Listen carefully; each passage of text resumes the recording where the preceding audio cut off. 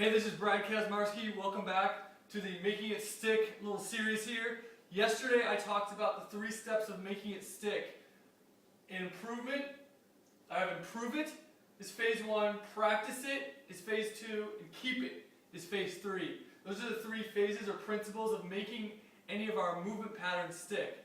Now I want to do some practical examples to try to explain that away from the fitness industry that would kind of make us take it back to that. So in the improvement stage, I want to go through all 3 of these kind of, and one of the 2 examples or 3 I use is a guitar. So when we first learn something, we're trying to improve it, we're stumbling through it.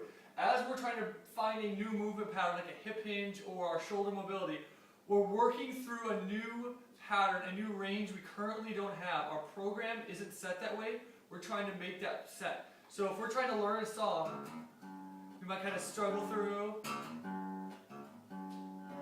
We might hit a wrong note. We're going to work our way through. We're going to have to feel it out.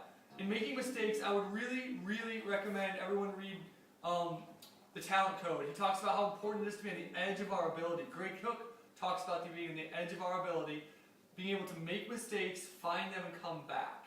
So in the improvement phase, we're just going to work on kind of finding the chord structure in a song.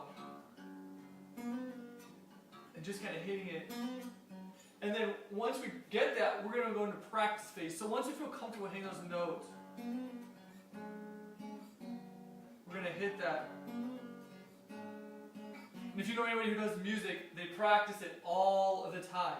Once they've worked their way through struggling and missing the chords and finding the right chords and the right way to play it, they're now going to go into the practice it stage. And they're going to just practice that all the time. Hello, Courtney. Lay down. And they're going to just practice that all the time. Lay down.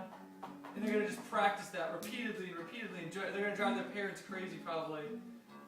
And that's the same thing we need to be doing in improving our pattern. Once we've struggled through it, and now we have that pattern, we're going to practice it and practice it. So that might be a one-leg RDL. We're going to practice it and practice it every single day. Our shoulder packing position in the Turkish get-up.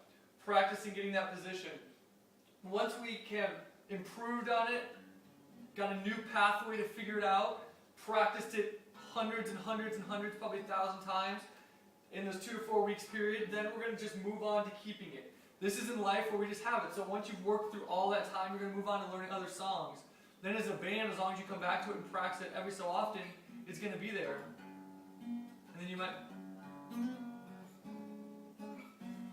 And then as long as you practice it every so often, you're going to maintain that new pattern. And it makes sense in music, obviously. We struggle through music, then we learn it, practice it over and over and over and over again, then we just keep it by playing it every so often. We maintain that. Same concept applies to making it stick to learning a movement pattern. We're going to first struggle with it, find the new pathway, then we're going to practice that pathway over and over again in a concentrated period of time, 2 to 4 weeks, and then we're going to keep it by just maintaining that as part of our normal, in our case, our set routine in guitar or playing. Every time you pick up the guitar, you play certain songs or on stage. And in our workout, we always practice our certain patterns, our hip hinge pattern now in this case, so we keep it. So that is one example that I hope kind of helps make sense. I'll do another example soon that will also try to explain it, so if this one doesn't stick, the next one will. In the Making It Stick series, hope that helps make sense of how learning something like this in these 3 phases also works for other things, but it definitely applies in our movement patterns.